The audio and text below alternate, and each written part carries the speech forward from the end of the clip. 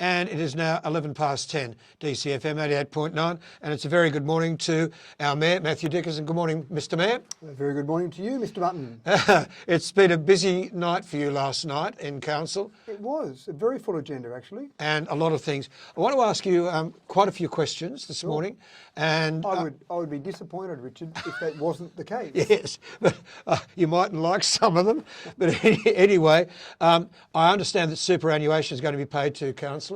Yes, so that was something that went through a couple of months ago in a change from the state government. It always seemed strange to me in my past council life and in your past council life that councils are paid not very much money. We're talking about in the vicinity of $20,000. A lot of work you do for your $20,000. And on top of that, every other employee, everyone else paid a wage, paid for their work, was paid superannuation on top. Councillors were never paid that. So the state government made a change to that and they said, you are now allowed to be paid superannuation on top of that. But, and this is where I think the system is slightly flawed, but each council has the option to choose whether or not they should pay themselves a superannuation or not. So it puts councillors in a very uncomfortable position. It seems fair and reasonable to be paid super like everyone else, but we've got to vote for us to pay ourselves super. And it's never a good look to put your hand up to pay yourself more money. But that's the process we had to go through. And we did that a couple of months ago, or last June, I think it was. No back pay. No back pay, no, sorry, we can't give you super from your time on council. Just asked. Maybe there'll be a class action there somewhere. No, I couldn't be bothered. There's a lot of council recommendations I've noticed from last night to go on public exhibition. We've got the Smart Council, the Smart Strategy, I should say. Can't read my own writing. The council expenses and social media, just to name three. Are we overloading the public with all these public exhibitions? I think it is really important to go out and communicate with the public. Indeed, I've got to agree, but there seem to be a lot. Well, there are probably different parts of the community we focus on different areas as well. The social media policy, I think that's obviously very important. There's been an update made. There was a draft strategy and there's been an update made by the state government to say, here's what we now recommend. Here's the official policy or recommendation of the official policy from the state government, but it's up to each council to adopt theirs. So we wanted to get that out fairly quickly. And that's one that I really would encourage the community to look at that draft policy. If you like things in it, you don't like things in it, whatever, put those submissions into council because that will come back to council for final ratification. So there'll be people who will be focused on that. There'll be people who will be focused on different parts. The smart strategy, I can see some people technical minded, technology minded maybe, who'd be very interested in that whole smart city. What's the approach we might take? What's the overall holistic approach? It's not really talking about individual specific things we're going to go and do, but we want to take that holistic approach. So there might be different people focused on that. And then the council expenses was really just a bit of a tidy up of the current expenses policy. But again, it's hard. There are so many things that need to go out there for public exhibition, policies that are changing, policies that we're fixing up. If we limited to say only one a month, we'd be there for the next 10 years trying to get all those policies updated. So I do apologise if people do feel like it's being they're being overloaded, but unfortunately we need to get these things tidied up. Has the Dubbo Regional Council been breaking the law since 2019 regarding fluoride? Absolutely. Yeah, it's against the Act. If you read the Fluoridation of Public Water Supplies Act 1957, number 58, section 6B in particular talks about fluoride in the water. And if a community is putting fluoride in the water, they've got that agreement with their community, which Dubbo had. If you are putting fluoride in the water and you stop putting fluoride in the water, it's very clear in that Act that it is a breach of that Act. So what's going to happen to the council? You've broken the law. Well, exactly right. Now that law has been broken since 2019. January 2019, fluoride stopped being put in the water. Who was responsible for that? Well, ultimately the CEO is responsible for the Act. So that was CEO McMahon at the time? That was the CEO at the time, yes. I've got it on from third-hand knowledge that the mayor at the time, which was Mayor Shields, claims that he knew nothing about it. How did you find out? Well, this is the thing. The process that, and let me go back a step, the staff who are at the water treatment plant, operational staff, not the staff at the upper levels of management, CEO, councillors, that type of thing. So the staff at the water treatment plant did everything right. The fluoride had a leak, the fluoride tank had a leak in it. They identified that. They notified the upper levels of council. They also notified New South Wales Health. And they also put it in the annual report that has to go to New South Wales Health every year. You would do a report on water treatment for the year. In that report, which I've seen the report from that year and the following year, it identifies in the executive summary, page 3, we are not putting fluoride in the water, we're working to address this. When you go down further in the report, you see the graph. You see fluoride being put in the water. January 2019, you see fluoride not being put in the water. It's very clear that the staff at the operational level did everything right, notified everyone they had to notify, and we're assuming that the upper levels of management were taking the corrective action. And again, this is the problem, Richard. The culture within the council at the time, this is my opinion only, the culture within the council at the time was not a culture that allowed you to continue to question your CEO, allowed you to continue to question your director. Well, why didn't New South Wales question the CEO? Well, and that's an excellent question. I have actually asked New South Wales Health exactly that question. I said, you knew about this, so why didn't you take some corrective action? Because you've got the power to do that. Now, their response was that they had been communicating back with council, they had been telling council they needed to do something about it. I couldn't find, when we searched through council records, any formal notifications to council. What we did find was some emails back to council staff, and again, the operational staff said, yes, we've identified that, we've notified them. Back to answer your question, here I am, I'm a councillor on this new council, I'm sitting there as the mayor, and my wife had coffee with a friend, and her friend, my wife's friend, said to her, I've heard there's no fluoride in the water. And my wife said, well, of course there is, we've got to put fluoride in the water. And she said, well, I've heard there isn't. And look, I'll check with my husband. So my wife mentioned it to me, and I almost scoffed at her and said, well, of course we've got fluoride in the water. We've got to put fluoride in the water, but look, just to satisfy my curiosity, I'll go and check. I mentioned that to the CEO, to Murray Wood, our current CEO, and he almost scoffed at me. Well, of course we've got fluoride in the water. We've got to put fluoride in the water, but I'll check with the staff. Finally, after drilling down a number of levels, we found, and keep in mind, sorry, go back a step, the staff turnover in the whole organisation was quite severe during the last council time. The culture in the organisation was such that many talented staff left the organisation. The person we had as the director of all of our engineering services back in your time and my time, Stuart McLeod, Very good bloke, yep. excellent engineer. We had people in charge of this whole organisation, this whole division, that weren't engineers. And that, sure, you can manage that from there, but it doesn't make sense not to have engineers in charge there. So finally, after Murray went down and investigated further, came back and said, you're right, there's no fluoride been put in the water, and it hasn't been since January 2019. So of course I said, well, let's find out what we've got to do about it, let's rectify the situation, let's notify the community, let's go through a whole process to fix that. Yeah, understand all that. So what we're basically saying is that through the CEO and the mayor at the time, Shields and McMahon, between the two of them, they prevented, by whatever reason, our water being fluoridated since 2019. Basically, that's it. And I know you don't like going back to report on the inefficiencies of the last council, but on this one, that's important, and that is absolute neglect from those two people. Well, if you read the Act, it is an offence of the Act. Okay, we've broken the law. That's right. You've breached the Act. And again, the CEO is ultimately responsible for that. And is any action going to be taken against the former CEO because of it? Well, we've, again, reported all this through to the appropriate authorities. It's not up to council. We don't have the power to go and take action. I understand that, but surely you've written to New South Wales Health and said, this is what's gone on. These are the people responsible. What action are you going to take? Yeah, and we've communicated all that with New South Wales Health. They're aware of all that, and that's up to them. That'll be a question you'd have to ask of New South Wales Health or the state government. There are questions to be asked of various organisations there.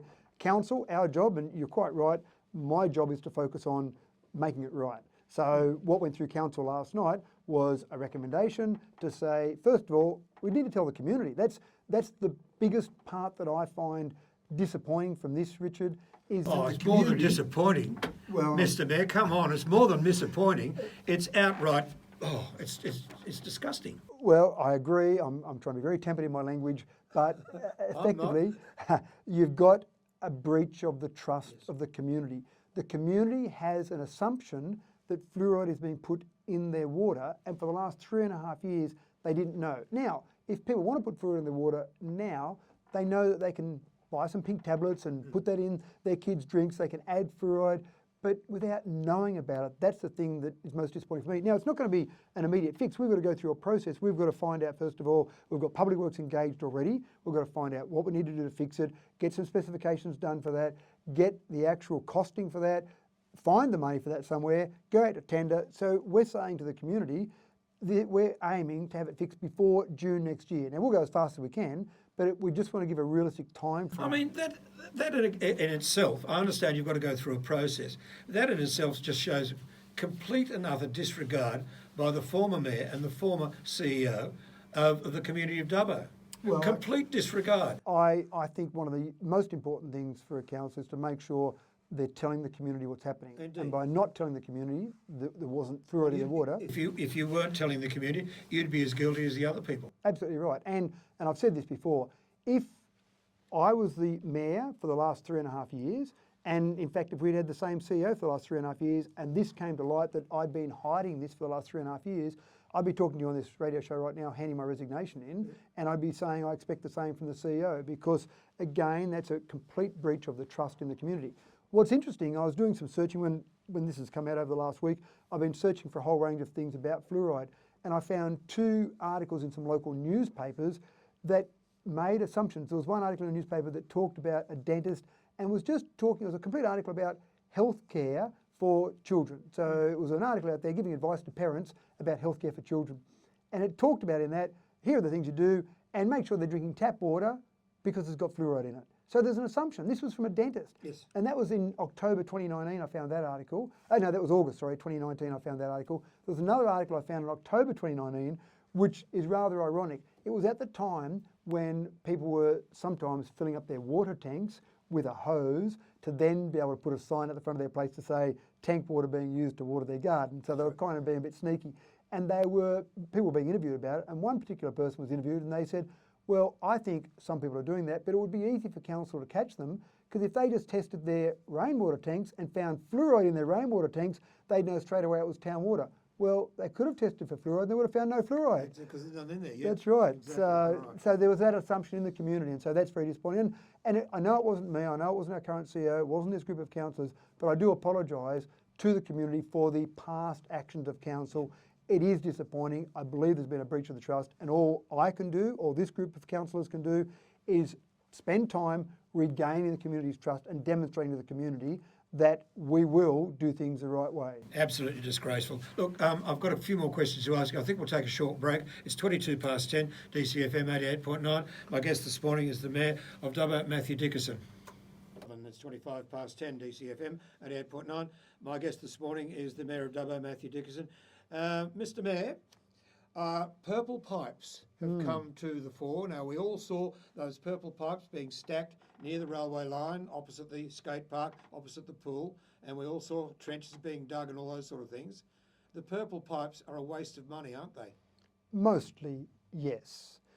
There are some of those purple pipes that were put in that are being used and are able to be used, but the most disappointing part is that the majority of that pipeline, and I'm still trying to get to the bottom of this and get all the exact data, the costings, the length of it, but the majority of that pipeline was designed to take water, effluent water from our sewage treatment plant, 13.2 kilometres down to our fields near the water treatment plant. That's right. This is part of the drought resilience. The state government gave a lot of money to council to make us more drought resilient because we had the 2019 drought and things were pretty grim at that time. So one of the plans they came up with was the bores that are used down near the riverbank ovals to water the fields would be better off used to put water into our water treatment plant. No problems there, quite logical. So rather than water the fields, let's have people have drinking water. Great. But those fields then would be left to go brown. Obviously you can water them from the river, but if there's not enough water in the river, then they would be left to go brown and that would die off. And there's a huge cost to take all that and re-turf it all. So what's the solution? We need water from somewhere else. Let's take the effluent water from the sewage treatment plant, 13.2 kilometre pipeline, down to those fields, put that water on it. The only problem was, and it's a big problem, they built a pipeline to take water from the sewage treatment plant to those fields without getting permission from the government to use the effluent. They built the pipeline without the permission. They had conversations, but they hadn't gotten final permission to do it. Once the pipeline was built, and then council said, great, we've got the pipeline built, let's start using that water on our fields, the state government said, no, you can't use that effluent water on those fields because it sits above an aquifer, So then you've got that water going through the field into the aquifer. That aquifer is then used to take water into our water treatment plant. Suddenly you've got water that's contaminated being taken into a water treatment plant. You can't do that. Look, again, that shows negligence from the previous council.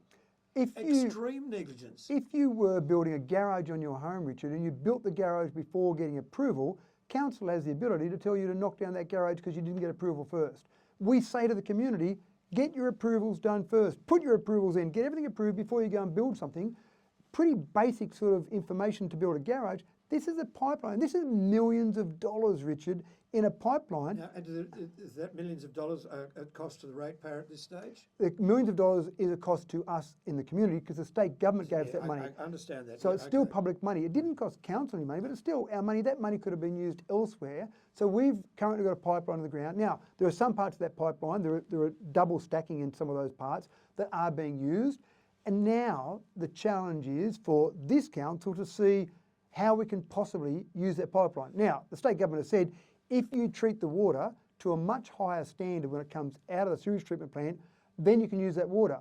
Well, for a start, A, that would be millions of dollars to do that. I was going to say, it's going to cost millions to do that. Yep. And B, it would be the most expensive water in Dubbo to then put in our fields down at the riverbank. So that would seem absolutely crazy. So that doesn't make sense. Who was responsible then for not getting the proper approvals? Well, ultimately, it comes back to the director and the CEO. The CEO and the group of councillors are ultimately responsible. The group of councillors are the board of directors. That's right. They ultimately make decisions. There would be resolutions of council that were going ahead using this money. How many more things are we going to find of negligence from this previous council? I would love to say zero, Richard, but I'm not confident that I can say that. Okay, we say we've got a dud pipeline so far. We've got no fluoride in the water for another year because of negligence of this previous council, McMahon and Shields. And but these are big picture things. And they're big picture things. But There must be little things there somewhere that are being neglected, surely. Absolutely. There are so many little things that I found already, and I thought a few months ago we'd gotten to the bottom of most of them. But just to give you one simple example, there's a group called the Lower Macquarie Water Utilities Alliance. Stuart McLeod, previous director, was largely responsible for creating that group. And the whole idea of that group was to say, Dubbo's got our water treatment plant going very well. We'll help other water utilities along the Macquarie, and then it expanded to other OROC councils, so that's councils largely in our western region. All of those councils became members of the Lower Macquarie Water Utilities Alliance, started by Dubbo, funded by Dubbo and all those other utilities to get all of those water utilities up to best practice. And I remember Nyngan, there was a particular staff member there who was a member of that, and they improved their water facilities dramatically over a fairly short period of time through being a member of that.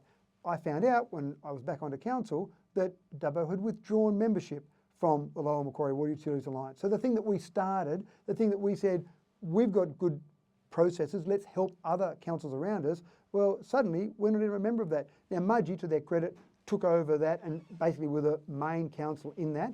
But when I've come back on, I said, why aren't we a member of that? Let's rejoin and be a part of that. Now, if we'd been adhering to absolute best practice in that process, A, would we still be under a boil water alert, or would there have been processes in place that we would have picked up that the NTU rating for water utilities had changed in November 2020 from 1.0 to 0.5?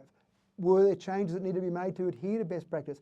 Being a part of that alliance, maybe we would have picked that up. Or B, would we have absolutely picked up the fact there was no fluoride and action had to be taken urgently, immediately? But they're the sort of things. There are lots of things that I found that we've withdrawn from different groups or no longer a member of certain organisations, things that help us be a better council. Yeah. It just amazes me, the negligence that went on with that previous council. And I don't know, it's going to take us a long time to recover, and we've got 20 million reasons why we're not going to recover very, very quickly, are we? Because we've got this huge debt, again, from that particular council. Yeah, that's right. There is certainly a hole there that we've got to fill. And you would think then if we've got this big hole, we must have built all this great infrastructure and be way ahead of where we should be. But we're finding that the money just wasn't used efficiently. And that purple pipeline you talked about is a perfect example. Millions of dollars spent of state government money, but we could have spent that money elsewhere. We could have used that in some other project if that project was never going to be useful or go ahead. Now, just back to that briefly, our staff are now working in as much as they possibly can, working out how we can possibly use some of that pipeline. Can we use it to send backwash water from our water treatment plant back in the other direction to some other fields along that way? So they're still working.